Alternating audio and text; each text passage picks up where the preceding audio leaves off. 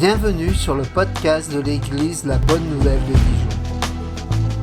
Merci de nous suivre afin de plonger ensemble au cœur de la Bible et d'y découvrir le message que Dieu adresse à ceux qu'il aime. Nous serions heureux de vous rencontrer un dimanche au 8B rue Jules Viol à Dijon. Bonne écoute. Vous allez bien ? Allez. Alors si vous allez bien, je vais pas traiter ce sujet. Finalement, si tout le monde va bien, est-ce qu'on va bien souvent d'apparence aussi ? Ou est-ce qu'on a le désir d'aller bien ? Notre Seigneur est Dieu. Jésus est Dieu, vous le savez. Jésus est Dieu, même si c'est un peu difficile à comprendre parfois. Est-ce qu'il est Dieu ? Est-ce qu'il est homme ? Est-ce qu'il agit comme un homme ? Est-ce qu'il agit comme un Dieu ? C'était une question qui était difficile, et parce que Jésus a toujours laissé cette ambiguïté volontaire, mais en même temps, pour celui qui s'approchait de Jésus et qui connaissait bien sa façon de fonctionner, c'était assez simple. Et c'est ce que Jésus va dire à Philippe dans Jean chapitre 14, versets 9 et 10. Philippe, qui est un des apôtres, et qui dit, mais avant ça, on lui avait posé la question, je pars, je m'en vais, puis Jésus, alors il dit, mais où tu vas ? Et Jésus a dit, mais là où je vais, vous ne pouvez pas venir. Et à ce moment, Jésus a dit, mais je suis le chemin, la vérité et la vie, nul ne vient par moi. Et puis alors il y a Philippe qui dit, mais montre-nous Dieu, et ça sera suffisant, montre-nous Dieu, on aurait besoin de voir Dieu. Parce que Philippe avait besoin certainement d'une dose de foi. Et Jésus va lui répondre ceci, en Jean chapitre 14, verset 9-10, s'il veut, voilà. Jésus lui dit, il y a si longtemps que je suis avec toi, avec vous, et tu ne me connais pas, Philippe ? Celui qui m'a vu a vu le Père. Comment peux-tu dire, montre-nous le Père ? Ne crois-tu pas que je suis dans le Père et que le Père est en moi ? Les paroles que je vous dis, je ne les dis pas de moi-même, c'est le Père qui vit en moi, qui fait lui-même ses œuvres. Philippe, ça fait si longtemps que je suis à côté de toi et tu n'as pas encore vu que le Père est en moi et que je suis dans le Père. Mais apparemment, Philippe, non, il avait encore cette difficulté. Alors pour lui qui marchait à côté de Jésus, vous imaginez, pour nous qui 2000 ans plus tard avons été touchés par son amour, par sa grâce, nous avons aussi parfois des difficultés à définir un peu, mais qui est Jésus ? Comment est-ce qu'il faut le voir ? Est-ce qu'il faut le voir comme le Père ou est-ce qu'il faut le voir comme le Fils ? La question de la Trinité est quelque chose qui tracasse beaucoup nos amis musulmans, parce qu'ils n'arrivent pas à comprendre. Pour eux, c'est presque un blasphème de définir que Dieu est un homme. Le concept de la Trinité leur passe à côté, mais pour nous, nous croyons, et que Jésus l'a dit, Dieu est un. Israël, Dieu est un. C'est le schéma Israël. Nous, on croit cela, on croit que Dieu est un, mais on croit que Dieu est un en 3 personnes. Jésus est 100% Dieu, 100% homme. Comme il vient de le dire, ne vois-tu pas que je suis dans le Père et que le Père est en moi ? Et puis il va y avoir la question de l'esprit, et la question de l'esprit que beaucoup de gens utilisent à leur sauce, pour faire un peu, parfois malheureusement n'importe quoi, mais l'esprit est quand même là, et l'esprit est une personne, l'esprit peut être attristé, l'esprit est ce paraclète, le consolateur, celui qui vient en même temps nous rappeler les paroles que Jésus nous a enseignées, et puis nous avons Dieu le Père qui reste Dieu le Père. C'est très difficile de définir les 3, surtout qu'il n'y a pas un seul mot dans l'Écriture où il dit la Trinité est, 3 petits points, mais il suffit simplement de relire un tout petit peu les Écritures pour découvrir qu'il y a toujours ces 3 personnages qui agissent ensemble. Rien que le début de l'évangile de Jean, au commencement était la parole était Dieu, la parole était avec Dieu, la parole était Dieu, et puis il parle de l'Esprit qui est présent. Bref, ça va ? Nous imaginons parfois, pour certains malheureusement, que comme Jésus est Dieu, c'est un peu un personnage pour certains avec une vision mythique, héroïque. Une espèce de super puissante homme qui finalement passe au-dessus de toutes les circonstances, est un petit peu, surtout que nous sommes dans une génération où on est abreuvé de Marvel, de DC Comics et de tous ces films qui finalement font qu'on cherche un espèce de héros constamment autour de nous. La politique, c'est pareil, on cherche un président qui va tout changer, finalement tout est la même. Mais merci pour ta prière, on continue à croire qu'on a besoin quand même d'être tranquille. Il y a des pays où ils ne sont pas tranquilles parce qu'ils ont mal voté. Et nous imaginons toujours un Jésus qui finalement ne serait jamais, qui subirait jamais en fait la même chose que nous, qui lui, il passerait à tout. On se dit toujours, si Jésus était à côté de moi, il me défendrait, si Jésus... Voilà, on a parfois cette idée-là. Mais ce n'est pas comme ça que Jésus est présenté dans les Écritures. Ce n'est pas comme ça que le Fils de l'homme est présenté dans les Écritures.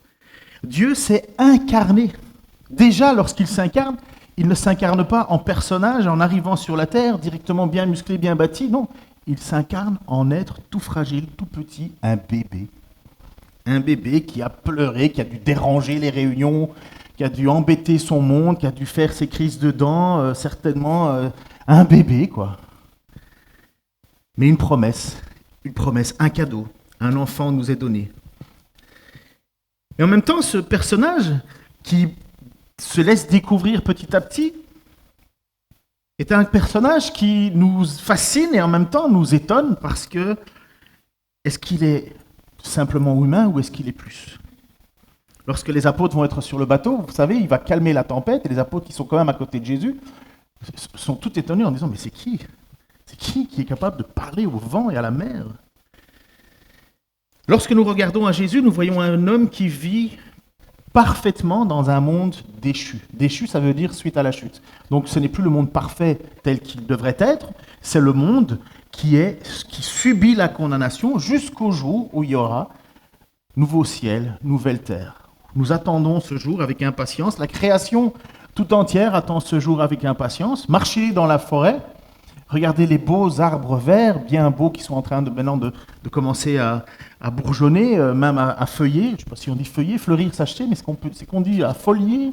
On dit quoi, chef ? Débourrer. C'est pas pour un cheval, ça ? Oui, ok. Allez hop, on débourre tout. Donc il débourre. Et lorsqu'on marche dans cette forêt, on voit aussi des arbres qui meurent. C'est moins poétique, c'est moins agréable, mais même si nous voyons la beauté de la création, la mort est là, elle est quand même là. On voit bien qu'il y a quelque chose qui ne devrait pas être comme cela. Et lorsque nous regardons à Jésus, nous voyons un homme parfait qui a vécu dans un monde imparfait, dans le même monde que nous.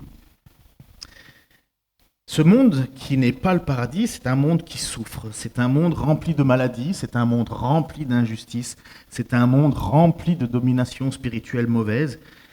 Et Jésus, bien que Dieu, souffre comme nous. C'est cette particularité d'être 100% homme aussi. Jésus a des émotions. Il a des émotions fortes. Jésus a de la colère.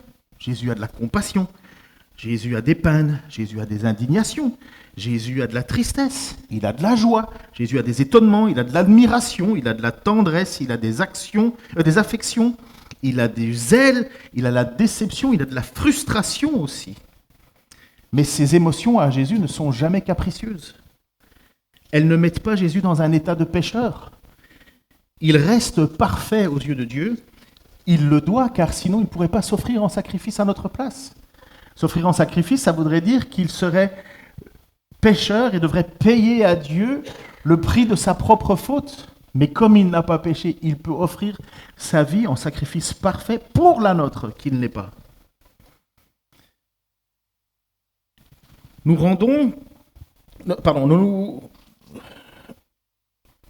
rencontrons aucune difficulté avec les émotions positives en général. La bonté, la générosité, la maîtrise de soi, toutes ces choses-là, on se dit, c'est la vie normale. En fait, ce serait la vie voulue pour Dieu, par Dieu, pour Jésus. Et parfois, nous avons une vision très dure des émotions autour de nous. On ne peut pas comprendre certaines émotions parce que on le ressort un peu comme un leitmotiv en disant Philippiens 4.4 qui dit « Réjouissez-vous toujours dans le Seigneur », je le répète, réjouissez-vous. Et certains imaginent que la réjouissance, finalement, ce serait un état d'espèce d'élévation où on serait tout le temps avec le sourire, tout le temps avec une paix. En fait, on confond le stoïcisme de l'époque, puisque le stoïcisme, c'est une philosophie où finalement rien ne nous atteint, rien ne nous touche. On est distancé de toutes ces difficultés de la vie. Je ne sais pas si vous connaissez un peu le monde, j'en reviendrai parce que dans Acte 17, on va en parler, mais les stoïciens, c'était l'idée même que si ton maître te cassait le bras, tu ne devais pas réagir négativement, mais dire « ça ne m'atteint pas ». Vous imaginez l'idée. On a mis ça un petit peu, malheureusement, dans la tête de certains chrétiens, où ils sont partis avec cette idée, que finalement, il faudrait en toutes circonstances être joyeux. Mais de quelle joie on parle ? Parce que l'apôtre Paul, quand il nous encourage à nous réjouir, l'apôtre Paul est aussi un homme qui a déclaré souffrir. Comment comprenons-nous finalement les émotions négatives? Est-ce qu'on voit ça comme une erreur ou un manque de foi? Alors, petit jeu. Est-ce que vous diriez à Jésus qu'il manque de foi lorsqu'il se jette à terre dans le jardin des Oliviers? Donc Jésus se jette à terre, il crie à Dieu, puisque son âme est tourmentée, et est-ce qu'il dirait à Dieu, « Oh, éloigne de moi cette coupe amère ». Est-ce que vous seriez à côté en disant, « Eh oh Jésus, un peu plus de foi, s'il te plaît.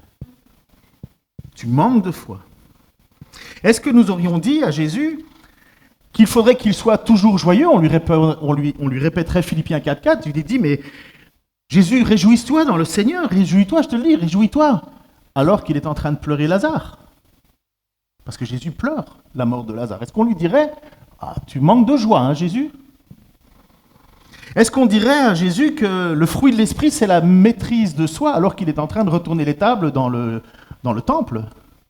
Est-ce qu'on lui dirait, alors qu'il est en colère, oh ben là, Jésus, tu manques de maîtrise de toi, hein?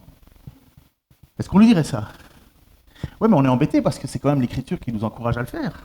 Tout ça, ce n'est pas des choses que je sors hors contexte. La maîtrise de soi est un fruit de l'esprit. Mais est-ce qu'on dirait à Jésus qu'il a manqué de maîtrise de lui? Si on déclare ça, Jésus est pécheur. Jésus ne peut plus payer. Est-ce qu'on dirait qu'il est hypocrite et qu'il manque d'amour lorsqu'il déclare aux pharisiens que ce sont... est-ce qu'on dirait que Jésus manque d'amour lorsqu'il déclare aux pharisiens hypocrites que ce sont des tombeaux blanchis? Est-ce qu'on dirait à Jésus lorsqu'il est en train de les reprendre en disant « Ah Jésus, tu manques quand même beaucoup d'amour, hein ?» On n'oserait pas. On voit bien qu'on est limité et Jésus est quand même notre vision, le modèle parfait de l'homme parfait, de ce que nous devrions être.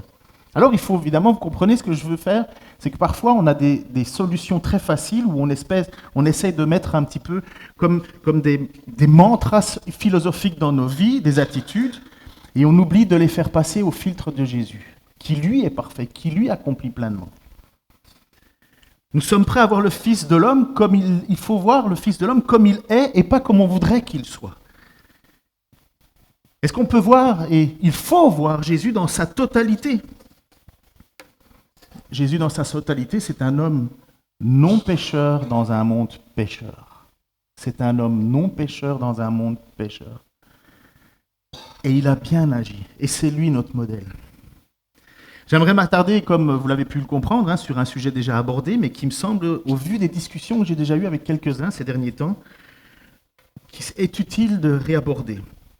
Et surtout parce que ça fait un petit temps que Dieu me met ça à cœur. C'est la dépression, la souffrance intérieure, celui de l'âme qui pleure et crie à Dieu. Une âme qui se met à genoux et qui demande à Dieu d'aller mieux. Si je viens ce matin avec des béquilles, ou une écharpe, ou un bras en écharpe, je suis certain que je vais attirer de la compassion. On va me demander si on peut m'aider à monter les étages, à faire ceci, est-ce que tu veux que j'aille te chercher? On me proposerait de prier pour moi. Mais quand je suis cassé à l'intérieur, lorsque je suis dans un temps de découragement moral profond, lorsque je suis dans une espèce de brume, on est un peu mal, on ne sait pas trop quoi dire. Et au fond de nous, on a un petit peu ce mécanisme en disant, mais bon sang, il a tout pour être heureux, pourquoi il ne l'est pas?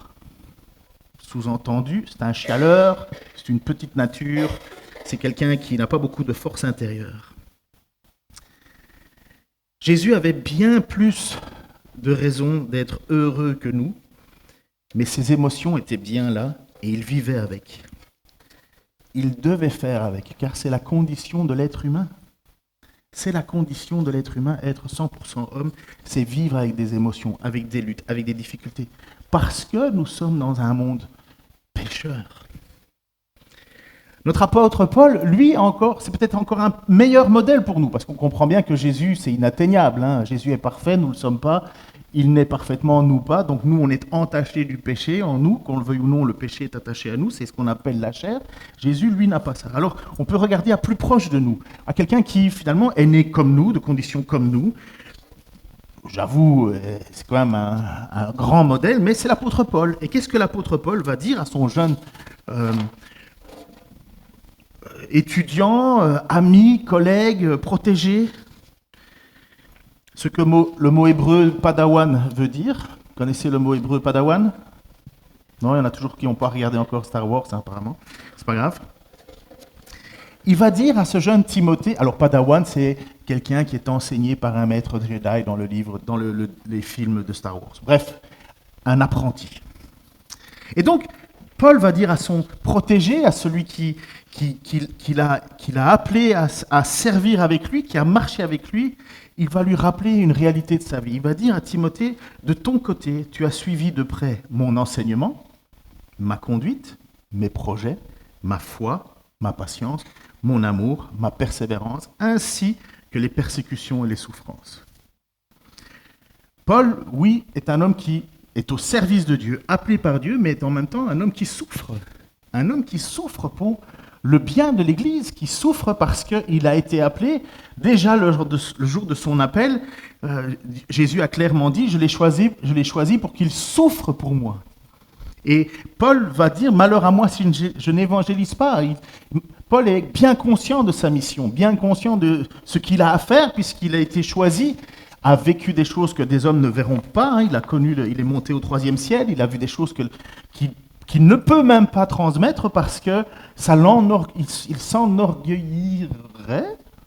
Quelque chose comme ça. Mon prof de français n'est pas là, donc je suis un peu mal. Non, je peux dire ce que je veux. Donc, bref, il tomberait dans l'orgueil, et l'orgueil est le pire ennemi du serviteur de Dieu.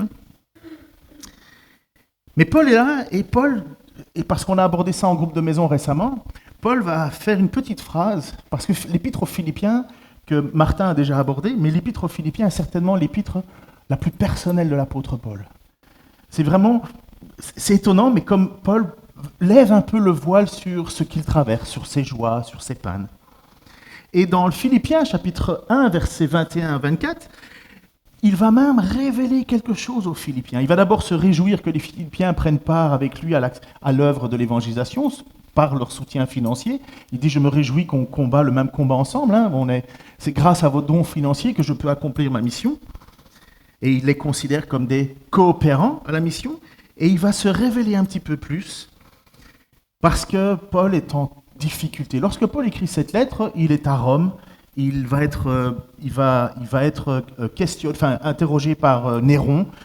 Néron, c'est pas compliqué. Tu lui plais, tu vis. Tu lui plais pas, tu brûles. C'est pas compliqué. Néron, c'est un fou.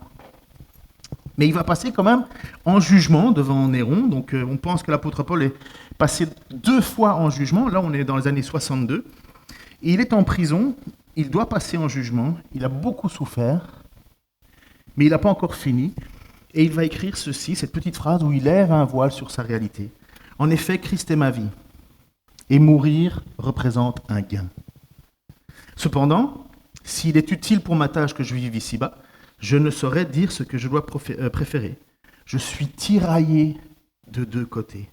J'ai le désir de m'en aller et d'être avec Christ, ce qui est beaucoup le meilleur. Mais à cause de vous, il est plus nécessaire que je continue à vivre ici-bas. Qu'est-ce que le mot tiraillé ? Paul lève le voile sur le profond de son être. Homme qui est choisi par Dieu, pas parfait, loin d'être un homme parfait, mais un homme choisi par Dieu. Et il dit qu'il est tiraillé. Le mot synéko. J'ai pris quelques définitions avec le programme Logos, que vous devez connaître peut-être.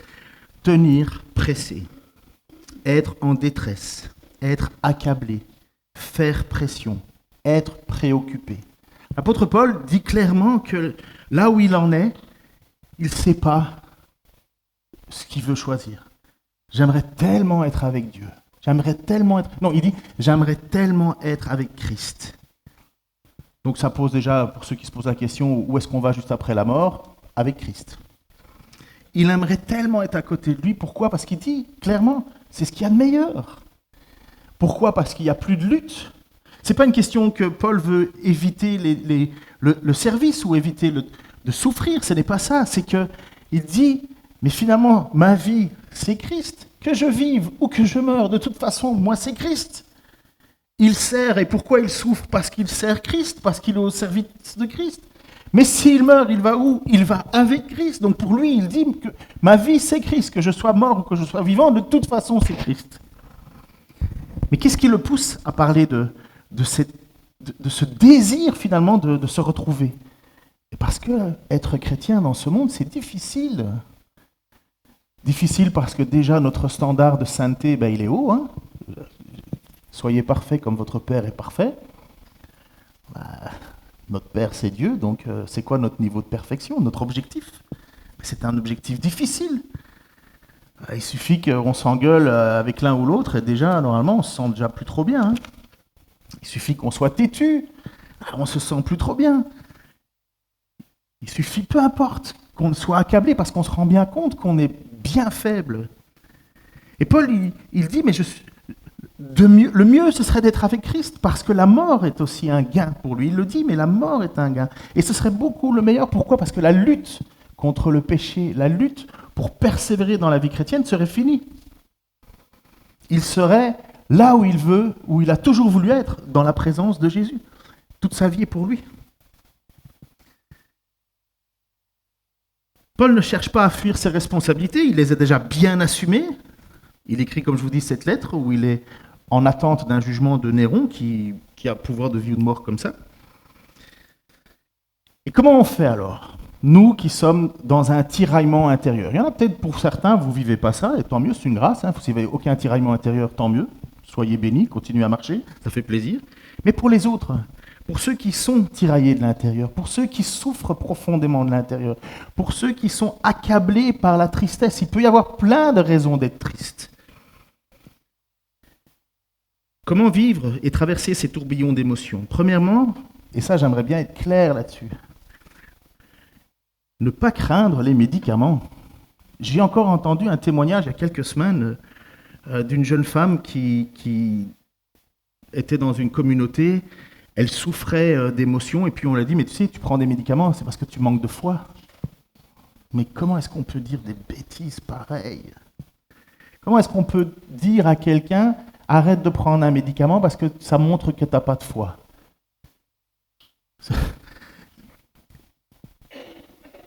Je leur dirais aussi, retire tes lunettes, enlève tes lunettes, tes vraies lunettes, parce que tu manques de foi, tu devrais voir clair sans tes lunettes. Ou bien je pourrais leur dire aussi, mais écoute, tu as une rage de dents, mais va pas chez le dentiste, tu manques de foi, prie, ça va y régler. On a fait de Dieu une espèce de simplicité sans réflexion. Et le problème d'avoir un discours comme ça, c'est qu'on accable encore plus celui qui souffre.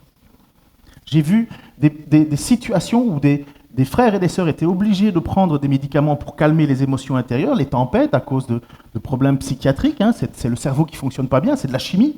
Et on leur dit, mais il faudrait que tu arrêtes ça, parce que tu manques de foi, fais confiance, jette tes médicaments. Elle les achetait, et comme problème, comme toujours avec ces médicaments, les antidépresseurs et ainsi de suite, et les neurocapteurs, ce qui aide à garder un peu de la chimie, pendant 2 semaines ça va bien, et puis le médicament commence à diminuer dans le sang, c'est fini, puis paf, la personne devient complètement perdue, quoi. Bravo. Mais pourquoi est-ce qu'ils ont cette idée-là, si simpliste? Qu'est-ce qu'ils vont dire alors à l'apôtre Paul qui va conseiller à son jeune Timothée, dans 1 Timothée 5, 23, Timothée qui est un homme qui est en tension, hein, il doit gérer l'église d'Éphèse, c'est pas rien, et Timothée a souvent mal au ventre. Et qu'est-ce que Paul va lui dire? Cesse de ne boire que de l'eau, prends un peu de vin à cause de ton estomac et de tes fréquents malaises.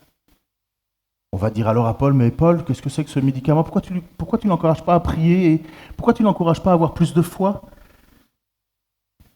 Mais parce que c'est tout simple, c'est un remède, c'est un médicament. Comme mettre de l'huile sur les plaies, c'était un remède, un médicament. Il n'y a rien de anti-Dieu là derrière. Il n'y a rien qui vient faire obstacle à ma foi, comme si Paul allait encourager son jeune Timothée à avoir un double discours, une ambiguïté. J'ai jamais compris pourquoi est-ce qu'on dit à quelqu'un tu manques de foi parce que tu prends un médicament. J'ai jamais compris la motivation, si ce n'est qu'une espèce de vision paganiste du monde, quoi. Paul a recommandé à Timothée de prendre un peu de vin pour ses maux d'estomac. C'est pas que Paul peut pas guérir. Enfin, c'est pas qu'il est guérisseur, c'est pas que Paul est sans ressources pour faire cela. Il a prié plus d'une fois. Il y a même un jour où il a prêché tellement longtemps qu'il y a un jeune homme qui est tombé par la fenêtre. Il était comme mort. Il a prié pour que ce jeune homme se relève et il s'est relevé. Donc c'est pas comme si Paul était sans ressources. Je suis pas là, hein, ok? Ça faisait longtemps que j'avais pas cette blague. Ça fait longtemps que les... Merci en tout cas pour tous ceux qui... Bref. Ce discours est, malheureusement, on l'entend, d'une très grande pauvreté. Cela a l'apparence de la dévotion chrétienne, mais ça la culpabilise et nuit aux personnes. C'est triste de voir ça.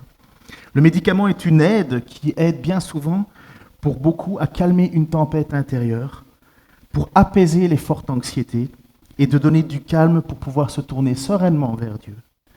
C'est une grâce d'avoir cela, c'est une grâce d'avoir des médicaments. C'est une grâce, ça fait partie de la grâce commune de Dieu. Mais en même temps, il ne faut pas s'arrêter là. Le médicament n'est pas la solution, le médicament est une aide. Ce n'est pas un mécanisme contre ma foi, c'est quelque chose qui vient m'aider à me calmer pour pouvoir me recentrer sur Christ. Si on ne met pas Christ, alors là on a un problème. Il faut reconnaître aussi que les souffrances, elles ont quelque chose de positif, très positif. Et je peux vous le dire parce que j'y suis passé, j'y passe et j'y passerai encore bien souvent dans ces moments-là.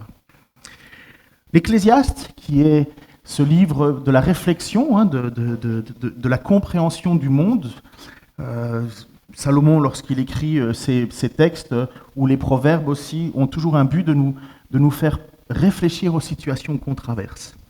Et dans Ecclésiaste, il va dire ceci, chapitre 7, versets 13 à 14. « Regarde ce que Dieu a fait. Qui pourra redresser ce qu'il a courbé? Le jour du bonheur, sois heureux, et le jour du malheur, réfléchis. Dieu a fait l'un comme l'autre, afin que l'homme ne puisse absolument pas découvrir ce qui se passera après lui. Le jour du bonheur, sois heureux, profitez. Le jour du malheur, réfléchis. » Et la réalité, c'est que bien souvent, lorsqu'on traverse des moments difficiles, des moments compliqués, des moments de malheur, c'est à ce moment-là que là, on réfléchit à sa vie. Et la première chose qu'on fait en général lorsqu'on passe par des moments de malheur et où on a l'impression que tout s'effondre, eh bien, on commence à réfléchir à toute la liste de péchés qu'on a et on veut en éliminer le plus possible. On veut se présenter devant Dieu parce qu'on crie à Dieu pour son intervention, mais on sait très bien qu'il y a des choses à mettre en ordre. Et c'est à ce moment-là que commence en général la réforme, si on peut dire, intérieure, où on abandonne ceci, on abandonne cela. Quelqu'un qui crie à Dieu parce qu'il est dans la souffrance et qu'il est en adultère, il a bien compris que Dieu n'écoutera pas. Hein. Quelqu'un qui est dans la souffrance et qui en même temps est en train de voler autour de lui, je pense qu'il a bien compris que Dieu ne donnera pas. Quelqu'un qui est dans l'addiction pornographique et qui demande à Dieu son aide, je pense qu'il a bien compris qu'il y a quelque chose à arrêter. La souffrance nous fait réfléchir. La souffrance nous fait réfléchir. La souffrance nous remet dans une situation de dépendance vis-à-vis de Dieu. Et la première chose qu'on a envie de faire, c'est d'être droit devant lui, d'abandonner ce qui est tordu. Parce qu'on sait très bien que lorsqu'on s'approche devant le Dieu éternel, on s'approche devant celui qui est capable de voir à l'intérieur de nous ce que personne ne voit. Je peux tricher, mentir, faire tout ce que je veux devant, pour un peu que je sois bon comédien, je pourrais faire... Mais devant Dieu, comment je fais? La parole de Dieu est assez claire, au chapitre 4 de verset Hébreux 12-13.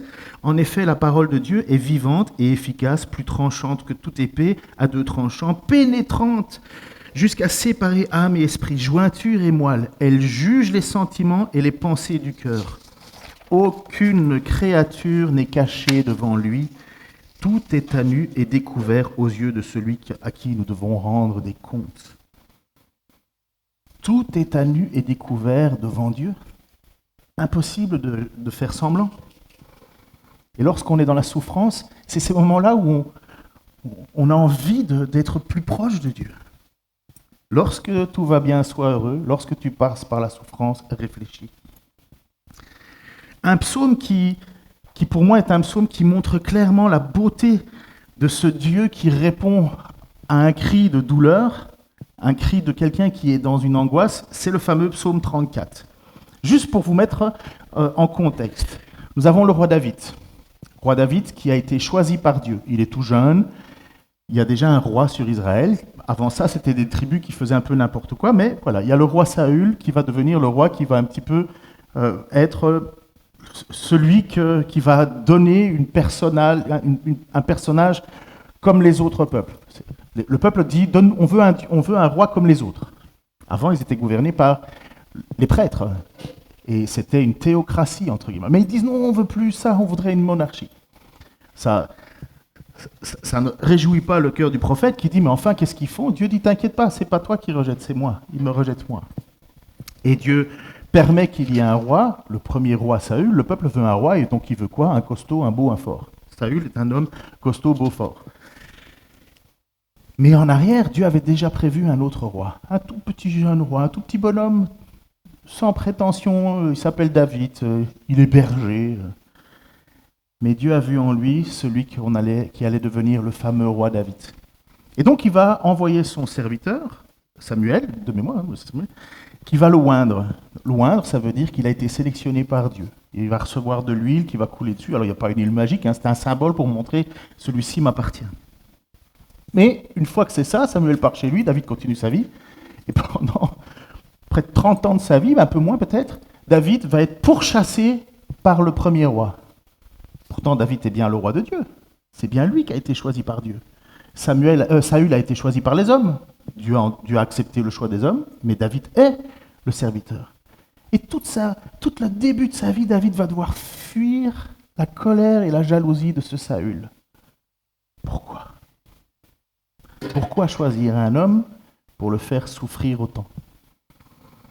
Mais parce qu'il a appris, notre roi David, la véritable dépendance à un Dieu. Et dans notre contexte, notre David est en train de fuir la jalousie de Saül, parce que Saül veut le faire mourir, et il va se réfugier chez qui? Chez ses propres ennemis. Chez le fameux roi Abimélec, qu'il était en train de combattre. Et donc, David est obligé d'user un stratagème pour se faire passer pour un fou. Il se met à baver, il se met à faire n'importe quoi, si bien qu'Abimélec, le fameux roi, va dire « Mais pourquoi vous l'avez amené? Vous ne trouvez pas que j'ai assez de fous chez moi, là? Qu'est-ce que je veux faire de lui ?» quoi. Donc David est en train de jouer un jeu, mais il risque sa vie, là. Abimélec, il peut le tuer. Mais qu'est-ce qui se passe dans le cœur et dans l'âme du roi David? Ça, c'est magnifique, c'est le psaume 34 qui nous en parle. De David, lorsqu'il se fit passer pour un fou en présence d'Abimélec, et qu'il s'en alla chassé par lui. Première chose, je veux bénir l'Éternel en tout temps. Le gars, il vient de passer par émotion folle, là. Quand tu dois passer pour un fou, te baver dessus pour qu'on ne te tue pas, on s'entend bien que le stress doit être élevé. Sa louange sera toujours dans ma bouche. Que mon âme fasse toute sa fierté de l'Éternel, que les humbles écoutent et se réjouissent. Dites avec moi la grandeur de l'Éternel, célébrons tous son nom. Ça, c'est pour tous ceux qui souffrent. Écoutez la suite. J'ai cherché l'Éternel et il m'a répondu. Il m'a délivré de toutes mes frayeurs. Quand on tourne les regards vers lui, on est rayonnant de joie et le visage ne se rougit pas de honte. Quand un malheureux crie, l'Éternel entend et il le sauve de toutes ses détresses. L'ange de l'Éternel campe autour de ceux qui le craignent et il les arrache au danger. Goûtez et voyez combien l'Éternel est bon. Heureux l'homme qui cherche refuge en lui. Craignez l'Éternel, vous ses saints, car rien ne manque à ceux qui le craignent. Les lionceaux connaissent la disette et la faim, mais ceux qui cherchent l'Éternel ne sont privés d'aucun bien. Venez, mes fils, écoutez-moi. Je vous enseignerai la crainte de l'Éternel. Qui donc aime la vie et désire voir des jours heureux? Alors préserve ta langue du mal et tes lèvres de paroles trompeuses. Détourne-toi du mal, fais le bien et recherche la paix pour celui-là. Vous voyez cette remise en question de celui qui cherche la délivrance? David te donne un conseil, il dit détourne tes paroles, ta langue du mal et des paroles trompeuses. Détourne-toi du mal. Réforme ta vie. Les yeux de l'Éternel sont sur les justes et ses oreilles sont attentives à leurs cris. Mais il se tourne contre ceux qui font le mal pour effacer leurs souvenirs de la terre. Quand les justes crient, l'Éternel entend et il les délivre de toute leur détresse. L'Éternel est près de ceux qui ont le cœur brisé et il sauve ceux qui ont l'esprit abattu. Beaucoup de malheurs atteignent le juste, mais l'Éternel l'en délivre toujours.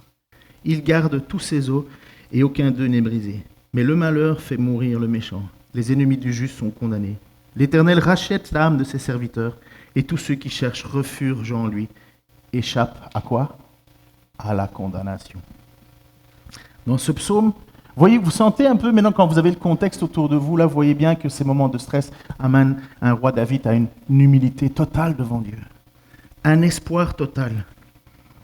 C'est pas qu'il lui arrive jamais rien à David. Sa vie n'est que souffrance au début. Fuite, crainte. Mais pourtant, son espoir est en Dieu. Il dit, c'est lui qui délivre. Mais c'est surtout le verset 23 qu'on doit garder. L'Éternel rachète l'âme de ses serviteurs. Et tous ceux qui cherchent refuge en lui échapperont à la condamnation. Gardez ça en tête.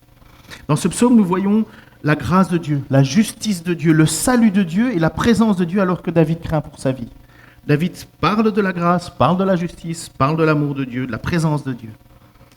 Au point de se faire passer pour un fou et pas mourir, David, lui, le roi oint, que le monde ne reconnaît pas encore, il nous dit « fais confiance à Dieu ». Vous avez pu lire que ces temps de souffrance, vous le voyez que David ne perd pas la lucidité sur lui-même. Et il y a une profonde remise en question. Et mon troisième petit point sur ce sujet très large, c'est que je voudrais surtout que ça puisse être apaisant pour ceux qui ont des tempêtes intérieures, pour ceux qui recherchent du réconfort en Dieu. Un point qui n'offre pas une solution finale, parce que chaque cas est différent, mais qui est une réalité commune. Nous avons, écoutez ceci, pour ceux qui souffrent intérieurement, nous avons le droit d'espérer. Nous avons le droit d'espérer en des jours meilleurs. Pour ceux qui voudraient mettre fin à leurs jours, et je ne parle peut-être pas pour ici, mais pour ceux qui écouteront sur Internet, parce qu'en général, on écoute ces choses-là dans le secret de sa maison. Je les décourage de penser à cela. Pourquoi? Parce que ça ferait mentir la parole de Dieu.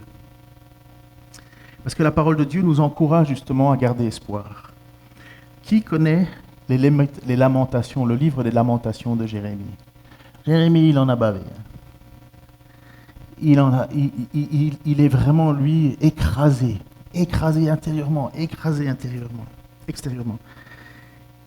Mais il va nous donner, je crois, pour tous ceux qui sont dans les moments difficiles intérieurement, la plus belle et la plus absolue assurance.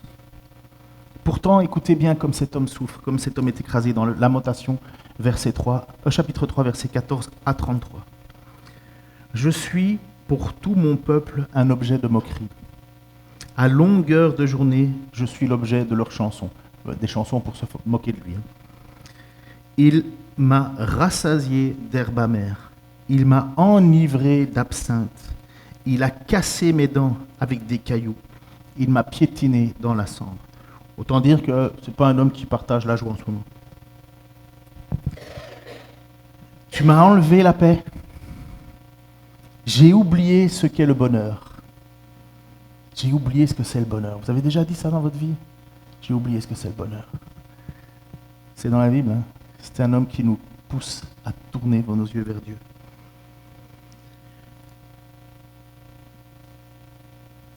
Souviens-toi. Alors j'ai dit, je n'ai plus d'avenir.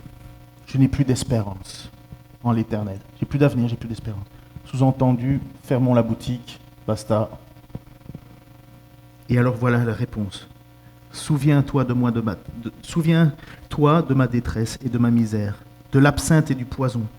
Moi, je m'en souviens bien et je sombre.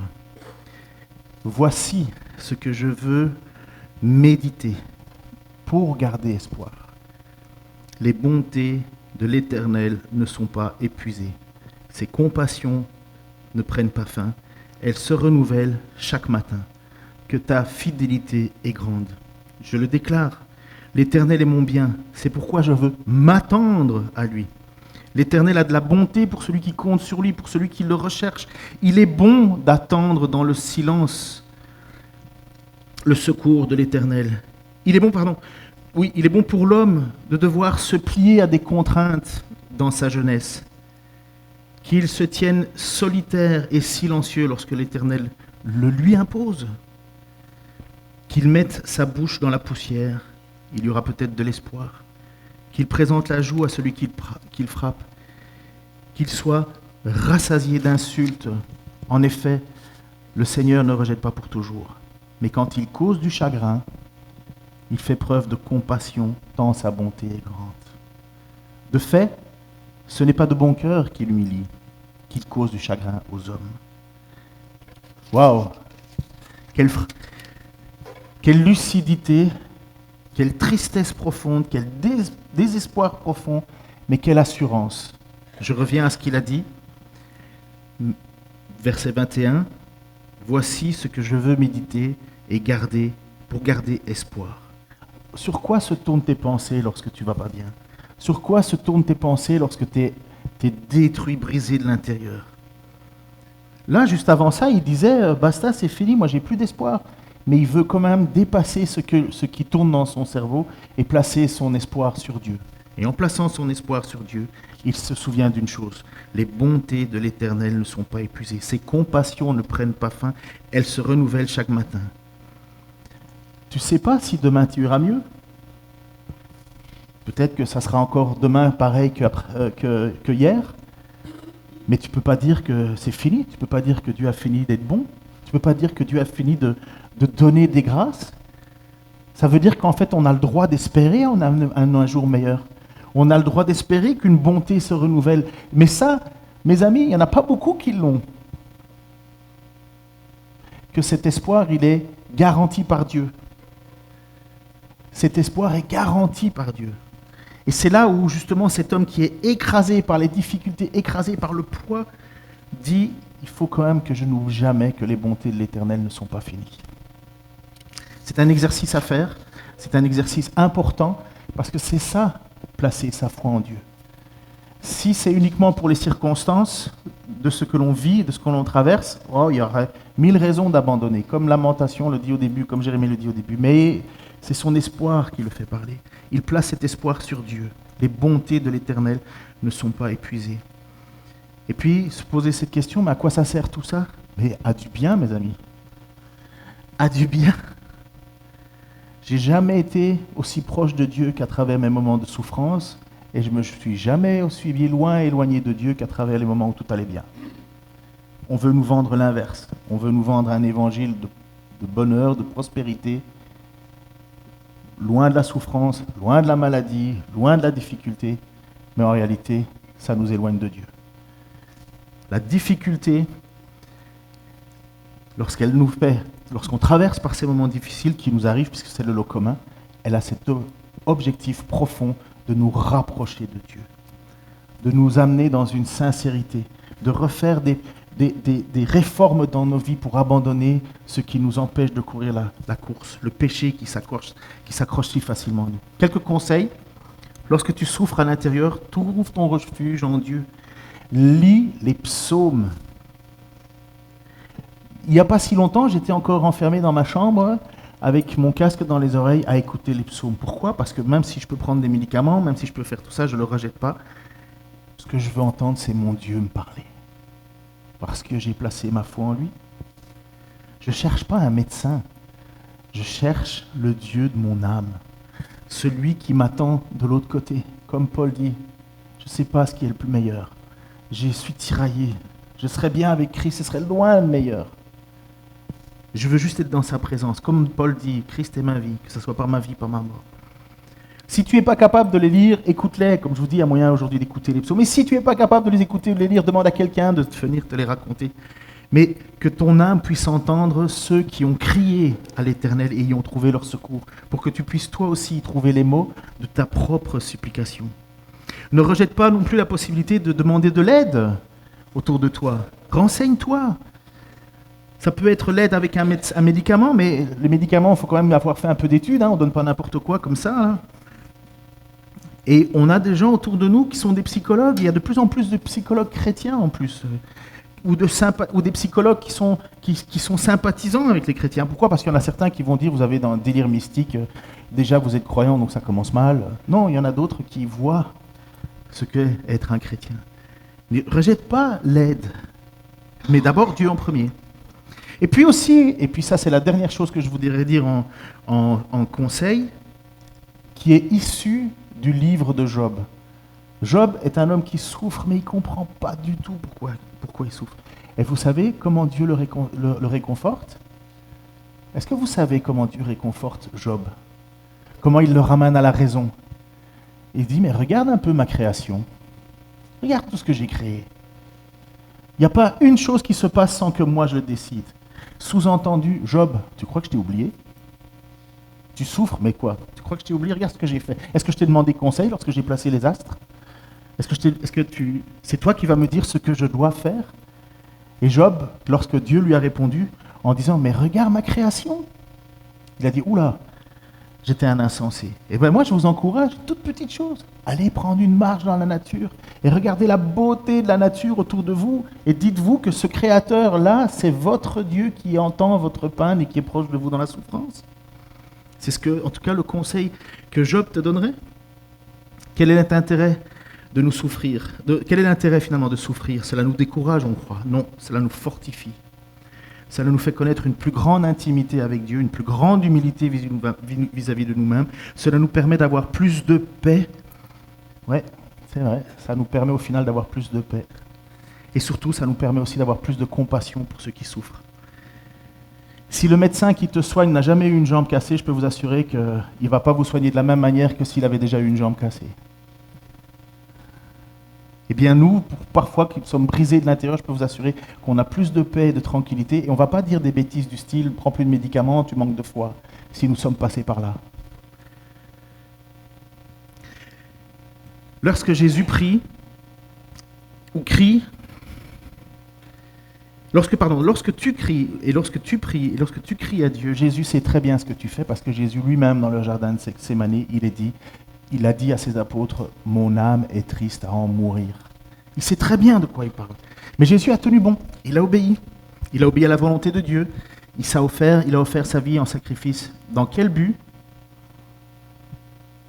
Que jamais tu ne sois séparé de Dieu éternellement. Parce que là, il n'y a plus d'espoir. Là, c'est fini. Alors, ceux qui traversent des moments de difficulté intérieure, imaginez un monde où Dieu ne répond plus du tout. Où on est séparé de Dieu. Jésus a traversé la souffrance, Jésus a traversé les moments difficiles, j'invite la louange. Jésus a traversé ces moments difficiles, mais il avait gardé toujours son œil focusé. Focusé, ça veut dire garder sur l'objectif de Dieu. Et Jésus était là en disant, éloigne de moi cette coupe amère, parce qu'il était dans une souffrance profonde, mais merci qu'il ait dit, non pas ma volonté, mais ta volonté. Parce qu'en faisant cela, en allant jusqu'à la croix, en allant jusqu'à la séparation de son Père, en allant jusqu'à ce moment de brisure profonde et intérieure, il nous offrait l'assurance d'une résurrection. Résurrection qui est notre espoir profond. Là. C'est quoi qu'un chrétien attend finalement sur la terre? Le retour de Jésus. Et dans quel moment, à quel endroit le chrétien serait le mieux? Dans la présence de Jésus. Comme Paul dit, que ce soit par ma vie ou par ma mort. Mais il dit une chose, l'apôtre Paul, il nous rappelle en disant, sois pas égoïste. Tu n'es pas là pour toi, tu es là pour les autres. Et je peux vous assurer que vous êtes des excellents conseillers lorsque vous avez traversé vous-même des difficultés et que vous réconfortez une âme qui souffre à côté de vous. Parce que souffrir sur cette terre, c'est le lot commun. On va chanter un chant inspiré du psaume 23, que tout le monde connaît, hein, l'Éternel est mon berger, je demande. Mais rappelez-vous ces petits moments-là dans le psaume 23, où justement, il crie son espoir dans des moments difficiles. Nous savons que Dieu a pour nous des temps de rafraîchissement et on a le droit d'y espérer. Mais ayons de la compassion pour ceux qui souffrent. Ayons de la reconnaissance pour Dieu qui lui-même, lorsqu'il est venu sur notre terre, il a souffert avec nous. Jésus est à côté de toi dans tes moments difficiles. Jésus est à côté de toi lorsqu'il t'entend prier, crier. Jésus est à tes côtés. Il entend aussi ton besoin de repentance, ton besoin de changer des choses. Et il est là pour le faire. Et en plus, il a payé pour la faute que tu as commise. Seigneur, merci pour ta grâce. Merci pour ton amour. Merci pour ta présence dans nos vies. Merci pour tous ces moments difficiles, Seigneur, que tu m'as permis de traverser. Premièrement, déjà pour briser mon orgueil. Briser ma fierté de ce que je pensais être. Et merci parce que tu m'as relevé aussi et tu continueras à me relever. Mon espoir est en toi, Seigneur. Mais merci aussi pour les médicaments que tu m'as permis de prendre. Merci pour les gens qui m'ont conseillé aussi. Merci pour tout ça, parce que tout ça, je sais que ça vient de toi. Toute chose bonne vient de toi, de toute façon. Parce que tu es bon. Je te prie, Seigneur, qu'on puisse élever nos voix, Seigneur, à travers ce chant, avec cette profonde certitude que vraiment tu es le meilleur berger qu'on puisse avoir. À la gloire de ton nom, Seigneur Jésus, jusqu'à ce que tu reviennes ou qu'on aille vers toi. Amen.